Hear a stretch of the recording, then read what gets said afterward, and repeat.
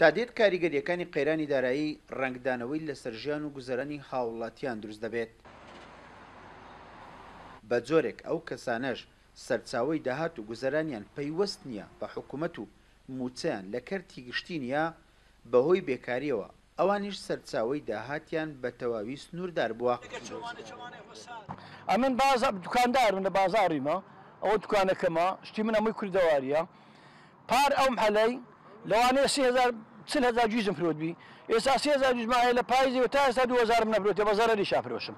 خەڵک نیتی ئەگەر بێ کیلۆ جوزە کیلۆمانێک خۆ بکڕی. ئەگە ئێستا بڕۆ چۆمانێک بینە خان نییە لە سەرینەی نووسرابی لۆ فرۆشتنێ. خەڵک لۆ چەفرۆشێتی لە هەولێرە ئەمباڵێکە بەس بەڕێ بچی. ئەستا دیانان ئێستا ڕانیە خەڵک لێرە ئاخیری ئەو هابی چۆمانێ بە چۆ لێ بینینەوە.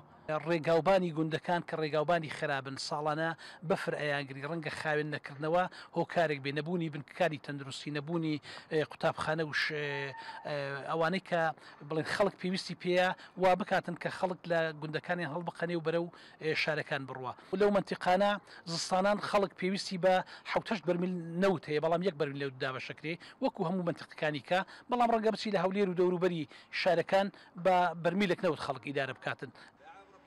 نەبوونی هەلیکار و کەمبوونەوەی داهاتی تاک بە تایبەتی لە ناوچە دوورەدەستەکان هاوڵاتیانی هێندەی تر نیگەران کردووە.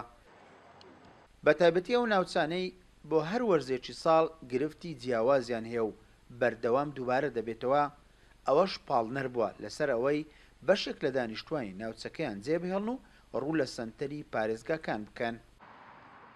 ناوچەیەکی زۆر گرینگە بۆ هەلیکار و بۆ دەرفەتی کارکردن، بەڵام بەداخەوە گەر تەماشا بکەن ئێستا زۆرترین خانوبەرە لێرە دانراوە بۆ فرۆشن، زۆرترین زەویەکانی دانراوە بۆ فرۆشن. خەڵک بەگشتی بە تایبەتی گەنجەکان لێرە بە مەبەستی کارکردن و نەبوونی کارکردن لێرە ڕاکەن کۆچەکەن بۆ شار. ئەمەش ئەگەڕێمەوە بۆ کۆمەڵک گرفتی زۆر سەرەکی کار لەوانەیە ئەگەر تەماشای هەڵکەوتەی ناوچەی جوگرافیای منتیقەی باڵەکاتی بەگشتی بکەین زۆر دەوڵەمەندە لە ڕووی گەشتیاری و کوشتتوکاڵی و ئاژەڵداری و تەنانەت سامانی ژێرزەویشەوە.